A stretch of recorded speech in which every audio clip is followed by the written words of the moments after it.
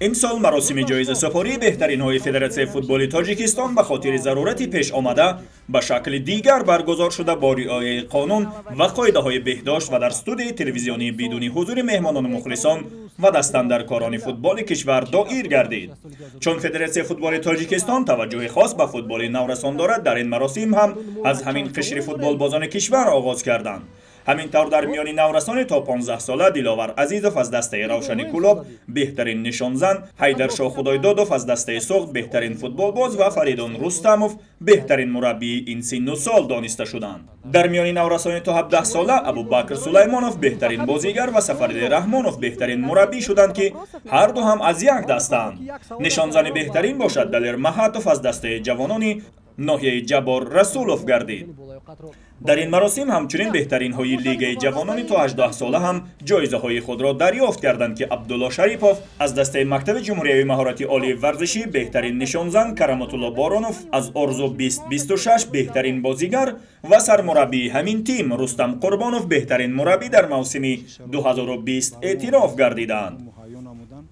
بهترین مربی دسته های بانوان هم زیبا گسیمووا از تیم زیبانیستا شد که تیم او در مسابقه های زنانه همیشه تلاش میکند پیش صف جدول رقابت ها باشد. همچنین در لیگ بانوان کشور باز یک رکورد جدید به ثبت رسید که تقدیر نشانزن بهترین این لیگ را رقم زد. حلیما و لیلا توانست در لیگ بانوان با زدن 78 گل دست یابد که از گل های زده صاحبان توپ طلایی هم بیشتر است. همینطور بهترین بازیگر سال رفینا نورماتووا از باشگاه بانوان بشکند و بهترین دروازه‌بان لیگ بانوان سیاره سیدووا از تیم زیبانیسا گردیدند. بار دوم است که من چنین جایزه را به دست می‌آورم.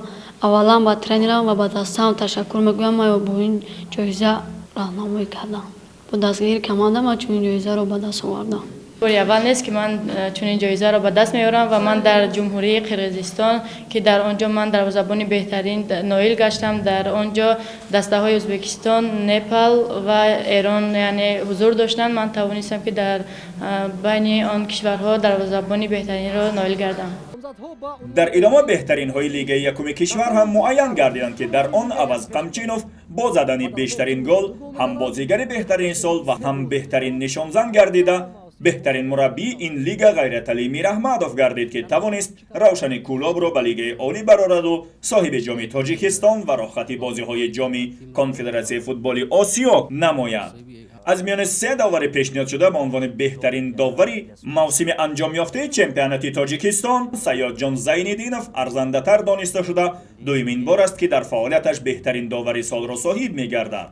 یادآور می‌شویم او سال 2018 نیز صاحب این جایزه شده بود.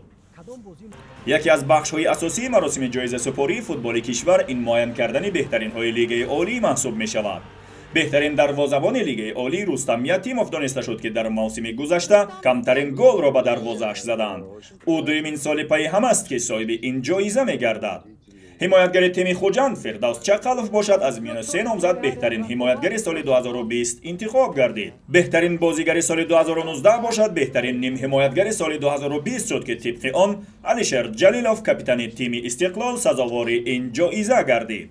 اما مربی سال چمپیونات تاجیکستان بدون تغییر باقی ماند زیرا ویتالی لفچنکو سال دوم است که پی هم بهترین مربی می شود. البته سال 2019 همچون سرمربی خوجند و سال جاری باشد همچون سرمربی تیم استقلال بدین دستاورد نائل شد. و در نهایت اگر تیم استرافشان چمپیون تاجیکستان نشده باشد هم توانست چندین عنوان بهترین ها را از تیم چمپیون کشور بگیرد. الهام براتوف از همین دسته توانست همزمان 3 عنوان معتبر موسم جاری فوتبال تاجیک را به خود اختصاص دهد. او با زدن 18 گل در موسمی انجام یافته بهترین نشانزن و با تلاش و کوشش استوارش بهترین حملهگر لیگ عالی کشور گردیده اولین بار در طول تاریخ تیم استرافشان الهام براتوف همچنین بهترین بازیگر سال تاجیکستان اعتراف گردید که چنین دستاوردها آرزوی هر فوتبال باز محسوب می شود و خود الهام هم انتظار نداشت که 3 آرزویش یک و یک باره عملی گردد. اجداد نکرده بودم که من 3 جایزه میگیرم. من فکر کرده بودم که فقط نشانزن بهترین رو میگیرم و چقدر که با اینجا آمدم سورپرایز شد که هم بازیگری بهترین هم حمله‌گری بهترین هم نشانزن بهترین رو به من دادن. ضمناً در موسم جاری همچنین از میان سابقه‌داران نیز بهترین‌ها معین و قدردانی شدند، اما آنچه به نظر مهم می‌رسید آن است که در عموم همه جایزه‌داران و بهترین‌های فوتبال کشور به هنگام مصاحبه ابراز امیدواری کردند بازیگری رقم 12 هر دسته یعنی مخلصان با بهتر شدن وضع بتوانند به ورزشگاه‌ها بیایند تا بازی رقم 1 جهان جلوه دیگر داشته باشد. خب اگر سوال کوتاه کردیم مخلصان فوتبال تاجیک در سال 2021 چی رو انتظار داشتند؟ من فکر میکنم در نوبت اول برگشت خود را به ورزشگاه ها. فوتبال تاجیک به مخلص نمی شود. مخلصان فوتبال تاجیک باید به ورزشگاه بیانند و فوتبال های بهترین رو تماشا کنند، دستگیری کنند. ما برای مخلصا بازی میکنیم. برای آن تستر هم اجازه سال شد، تستر بالچکای سرتیت. بعد میخوایم که سال دیگه میخوایم بالچکای خیلی خرسان کنیم اصلا لیگ چمپیون بودن. مخلصا برگردند، مخلصی کنند با فوتبال باز مهارت خود رو در میدان در نزد مخلصان دیگه خیلی نشان میدهد.